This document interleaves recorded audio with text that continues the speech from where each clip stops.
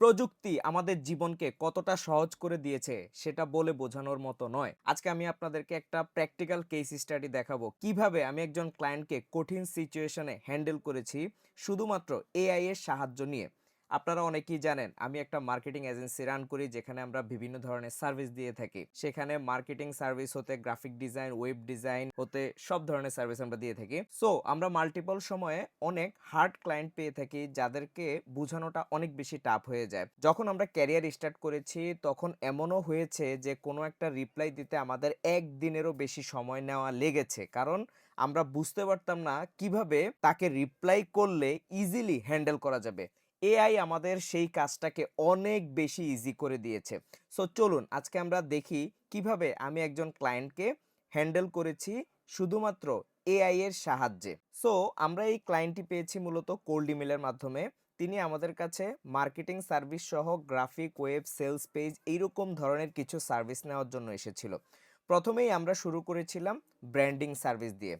যখন আমরা meeting complete করেছি, আমাদের পেমেন্ট আমরা রিসিভ করেছি, আমরা কাজ শুরু করেছি, তারপরে আমরা তাকে ব্র্যান্ডিংয়ের যে সার্ভিসটা সেটা দিয়ে আমরা স্টার্ট করেছি তাকে সার্ভিস দেওয়া। তো যখন আমরা তাকে লোগো ডিজাইনের সার্ভিসটা দিলাম তখন তার এক্সপ্রেশনটা এরকম ছিল যে তোমরা কি বানাইছো এটা। এখন এখানে শুধুমাত্র ক্লায়েন্টকে দোষারোপ করলে হবে না, কারণ ক্লায়েন্ট আসলে এই জিনিসগুলো বুঝে না। একটা ক্লায়েন্টকে বোঝানোর দায়িত্ব হচ্ছে আপনার, আর এটাই হচ্ছে আপনার কমিউনিকেশন স্কিল। সে যদি না বুঝে তাকে বোঝানোর দায়িত্ব কিন্তু পুরোটাই আপনার।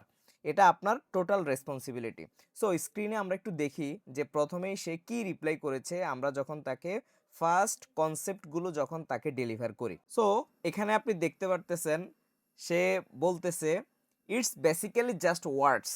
মানে লোগো ডিজাইন অনেক সময় আমরা টাইপোগ্রাফি দিয়ে করি, তো বলতেছে যে এটা জাস্ট ওয়ার্ডের মতো দেখা যাচ্ছে, জাস্ট তুমি ওয়ার্ড লিখে দিছো।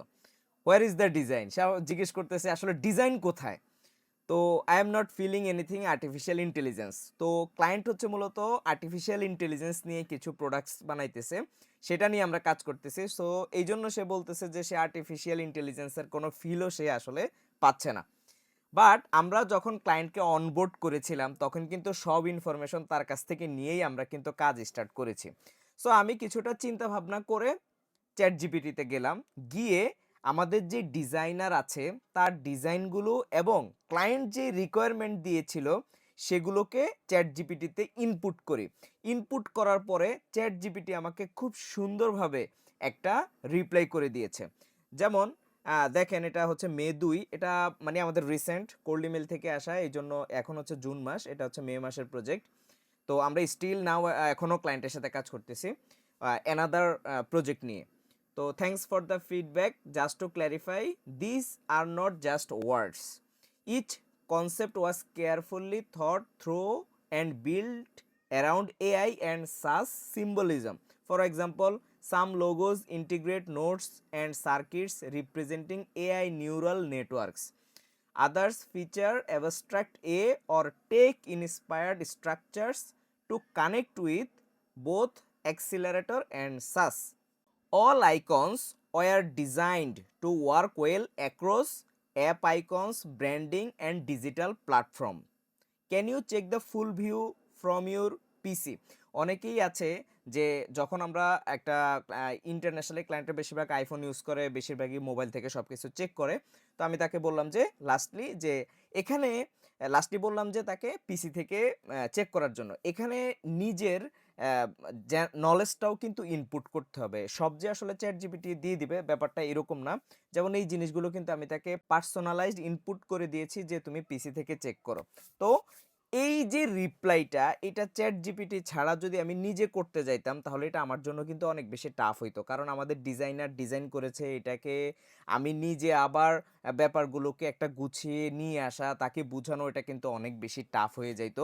প্রিভিয়াসলি হইতো, কারণ আমরা অ্যারাউন্ড প্রায় 1000+ প্রজেক্ট করেছিলাম বিভিন্ন ক্লায়েন্টদের সাথে মার্কেট প্লেসে। সো এটা আসলে খুব ইজি ছিল না। এই টাইপের হার্ড টাইপ ক্লায়েন্ট যাদের আসলে প্রচুর টাকা আছে, তারা স্পেন্ড করতে চায় কিন্তু তারা খুব টিপিক্যাল হয়, অনেক সময় তাদের এমন এমন কোশ্চেন করে যেগুলোর অ্যান্সার দেওয়াটা অনেক অনেক বেশি টাফ হয়ে যায়। সো এইটা ছিল আমার রিপ্লাই। আমি কি করেছিলাম, ক্লায়েন্টের রিকোয়ারমেন্টসগুলো প্লাস আমাদের ডিজাইনার যেভাবে কাজ করেছে এটা টোটাল ইনপুটগুলো আমি চ্যাট জিপিটিকে দেওয়ার পরে সুন্দরভাবে সে আমাকে এই জিনিসগুলো লিখে দিয়েছে।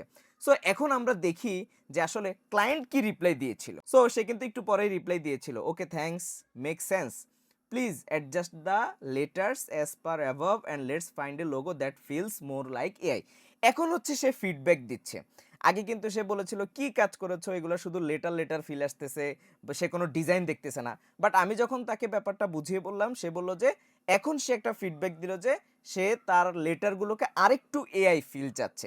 সো রিভিশন দিলে করাটা কিন্তু ইজি, কিন্তু যখন ক্রিটিক্যাল কোনো কোশ্চেন করা হয় তখন রিপ্লাই দেওয়াটা কিন্তু অনেক বেশি টাফ। আর এই জিনিসগুলো হেল্প করার জন্য চ্যাট জিপিটি আমাদেরকে কিন্তু অনেক বেশি হেল্প করতেছে। সো দেন হচ্ছে লাস্টলি দেখেন, এবং সে বলেও দিয়েছে যে আই ডু লাইক 55663 ভার্সন, মানে আমাদের ভার্সন একটা নাম ছিল এটা। তো also this design style for the landing page. So এটা বলে দিছে যে সে ল্যান্ডিং পেজের একটা স্টাইল চাচ্ছে। সো এই যে ব্যাপারটা পুরোটাই এআই কিন্তু আমাদের জন্য অনেক বেশি ইজি করে দিয়েছে।